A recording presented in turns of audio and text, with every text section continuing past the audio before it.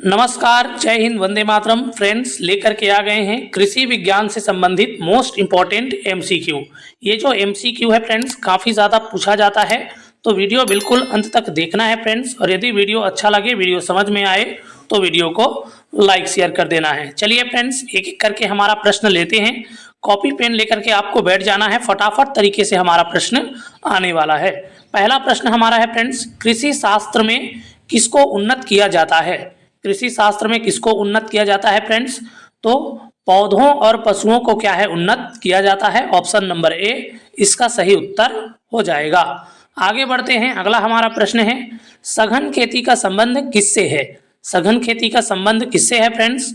तो मौजूदा भूमि में सघन उपयोग से जो उपज बढ़ाया जाता है, उसको हम लोग सघन खेती कहते हैं। ऑप्शन नंबर डी इसका सही उत्तर हो जाएगा। ट्रक फार्मिंग क्या है? ट्रक फार्मिंग क्या है फ्रेंड्स? तो व्यापारिक स्तर पर जो सब्जियों की कृषि की जाती है, उनको हम लोग क्या बोलते हैं? ट्रक फार्मिंग बोलते हैं। ऑप्शन नंबर ए इसका सही उत्तर हो जाएगा। निम्नलिखित में से किस देश में गहन कृषि की जाती है? गहन कृषि किस देश में की जाती है फ्रेंड्स? जापान दे रखा है, यूएसए दे रखा है, ऑस्ट्रेलिया दे रखा है और अर्जेंटीना दे रखा है। ठीक है, तो देखिए, जो गहन कृषि है वो जापान में किया जाता है। ऑप्शन नंबर ए इसका सही उत्तर हो जाएगा। भारतीय कृषि को समझा जाता है, भारतीय कृषि को क्या समझा जाता है फ्रेंड्स? तो जीव के उपार्जन के लिए का साधन समझा जाता है। ऑप्शन नंबर ए जीवोपार्जन का साधन समझा जाता है। ऑप्शन नंबर ए इसका सही उत्तर हो जाएगा। पश्चिम बंगाल में धान की खेती किस खेती का अच्छा उदाहरण है? धान की जो खेती है वो किस खेती का अच्छा उदाहरण है फ्रेंड्स? तो जीविका की खेती का क्या है, अच्छा उदाहरण है पश्चिम बंगाल में धान की खेती। ऑप्शन नंबर डी इसका सही उत्तर हो जाएगा। फ्लोरीकल्चर के अंतर्गत किसका अध्ययन किया जाता है फ्रेंड्स? तो फ्लोरीकल्चर के अंतर्गत फूलों का अध्ययन किया जाता है। ऑप्शन नंबर बी इसका सही उत्तर हो जाएगा। पोमोलॉजी के अंतर्गत किसका अध्ययन किया जाता है फ्रेंड्स? पोमोलॉजी ये आपका फलों का अध्ययन है। ऑप्शन नंबर ए इसका सही उत्तर हो जाएगा। ओलेरीकल्चर का संबंध है, ओलेरीकल्चर का संबंध किससे है फ्रेंड्स?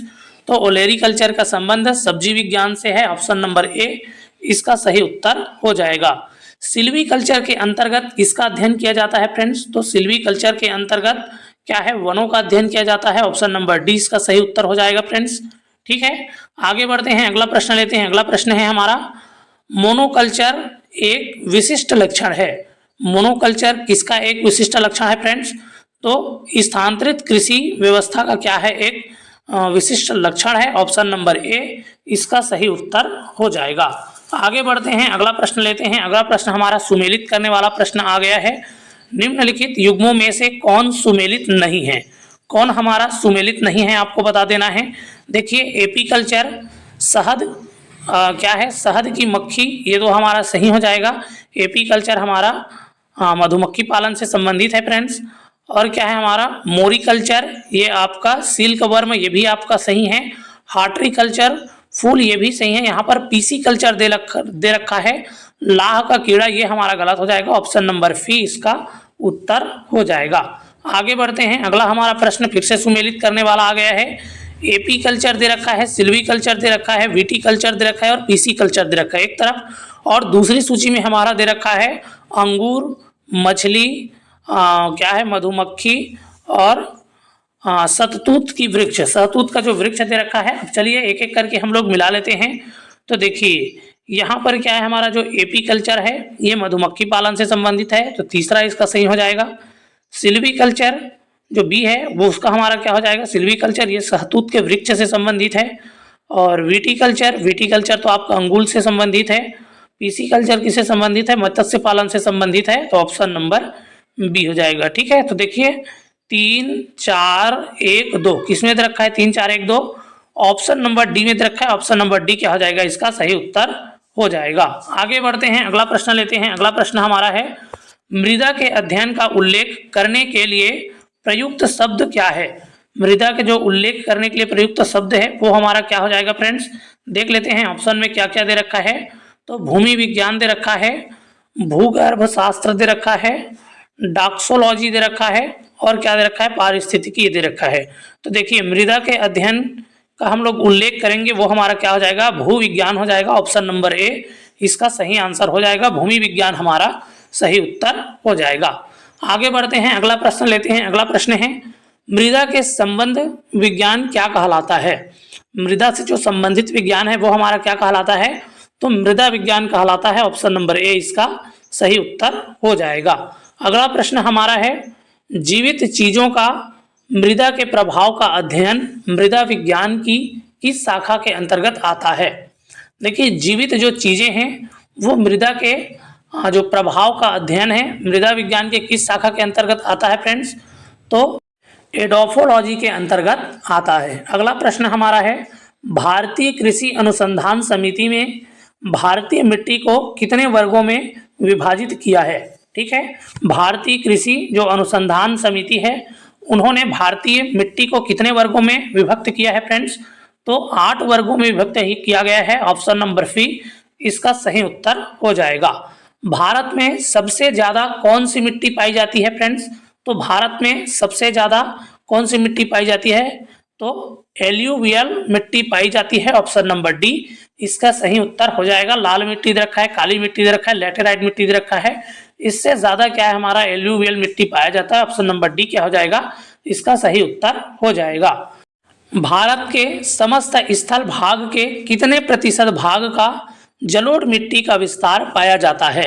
जलोढ़ मिट्टी का विस्तार भारत में जो स्थल क्षेत्र है फ्रेंड्स उसका कितना प्रतिशत पाया जाता है, तो 24% पाया जाता है। ऑप्शन नंबर बी इसका सही उत्तर हो जाएगा।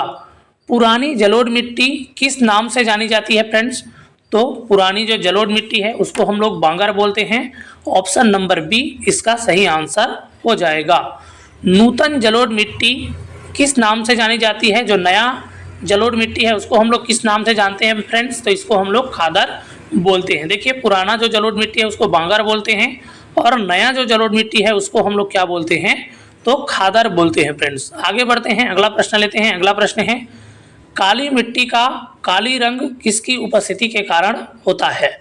काली मिट्टी का जो काला रंग है वो किसकी उपस्थिति के कारण होता है फ्रेंड्स, तो टिटोनीफेरस मैग्नेटाइट के कारण होता है। ठीक है, टिटोनीफेरस मैग्नेटाइट के कारण क्या है आपका काली मिट्टी का काला रंग होता है। आगे बढ़ते हैं, अगला प्रश्न लेते हैं, किस मिट्टी में अधिक समय तक आर्द्रता बनाए रखने की क्षमता होती है। तो क्या है, काली मिट्टी में सबसे अधिक समय तक आर्द्रता बनाए रखने की क्या है क्षमता होती है फ्रेंड्स, सबसे अधिक समय तक गीला रखने की क्या है क्षमता होती है। आगे बढ़ते हैं, अगला प्रश्न लेते हैं। अगला प्रश्न है, किस मिट्टी में कृषि के लिए सिंचाई की आवश्यकता नहीं पड़ती है। ठीक है, तो काली मिट्टी ही इसका उत्तर हो जाएगा। काली मिट्टी में क्या है सिंचाई के लिए ज़्यादा पानी की आवश्यकता नहीं होती है, कम आपकी क्या है सिंचाई लगती है। ऑप्शन नंबर ए इसका सही उत्तर हो जाएगा। किस मिट्टी का स्थानीय नाम रेगूर मिट्टी है, किसको हम लोग रेगूर मिट्टी बोलते हैं फ्रेंड्स, तो काली मिट्टी को ही क्या है आपका रेगूर मिट्टी बोला जाता है। ऑप्शन नंबर बी क्या हो जाएगा, इसका सही उत्तर हो जाएगा। मूंगफली की खेती के लिए कौन सी मिट्टी उपयुक्त है, तो मूंगफली की खेती के लिए भी आपका काली मिट्टी ही इसका उत्तर हो जाएगा फ्रेंड्स। काली मिट्टी में मूंगफली की फसलें क्या है अधिक होती है, तो ऑप्शन नंबर ए इसका सही उत्तर हो जाएगा। कपास की खेती के लिए सर्वाधिक उपयुक्त मिट्टी कौन सी है, तो देखिए कपास की मिट्टी के लिए भी आपका काली मिट्टी उपयुक्त होता है। ऑप्शन नंबर सी क्या हो जाएगा, इसका सही उत्तर हो जाएगा। अगला प्रश्न है, काली मिट्टी के लिए सर्वाधिक उपयुक्त नगदी फसल कौन सी है। ठीक है, सर्वाधिक उपयुक्त नगदी फसल कौन है, तो कपास ही है फ्रेंड्स। ऑप्शन नंबर ए इसका उत्तर हो जाएगा। कपास की काली मिट्टी को क्या कहा जाता है, कपास की काली मिट्टी को क्या कहा जाता है, रेगुर मिट्टी के नाम से जाना जाता है। ऑप्शन नंबर बी इसका सही उत्तर हो जाएगा। आगे बढ़ते हैं, अगला प्रश्न लेते हैं। अगला प्रश्न हमारा है फ्रेंड्स, भारत के कुछ भागों में मिट्टी का रंग लाल होने का कारण क्या है। मिट्टी के जो लाल होने का कारण क्या है फ्रेंड्स, तो फेरिक ऑक्साइड की मौजूदगी के कारण मिट्टी क्या है लाल रंग का हो जाता है। ऑप्शन नंबर सी इसका सही उत्तर हो जाएगा। अगला प्रश्न है, निम्नलिखित में से लेटेराइट मिट्टी कहाँ पाई जाती है, तो लेटेराइट मिट्टी तमिलनाडु दे रखा है, कर्नाटक दे रखा है, उड़ीसा दे रखा है। देखिए फ्रेंड्स, इन सभी जगहों पर क्या है आपका लेटेराइट मिट्टी पाई जाती है। उपयुक्त सभी क्या हो जाएगा, हमारा सही उत्तर हो जाएगा। ऑप्शन नंबर डी इसका सही उत्तर हो जाएगा। तो ये था फ्रेंड्स कृषि विज्ञान से संबंधित मोस्ट इंपॉर्टेंट 30 MCQ।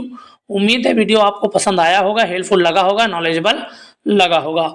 यदि वीडियो आपको हेल्पफुल लगा है, नॉलेजेबल लगा है, तो वीडियो को लाइक शेयर कर देना है फ्रेंड्स, और आगे इसी प्रकार की जानकारी के लिए चैनल को सब्सक्राइब कर देना है। चलिए फिर मिलेंगे ऐसी वीडियो के साथ, तब तक के लिए स्वस्थ रहिए, मस्त रहिए और एकदम शानदार तरीके से, एकदम जबरदस्त तरीके से पढ़ते रहिए। नमस्कार, जय हिंद, वंदे मातरम।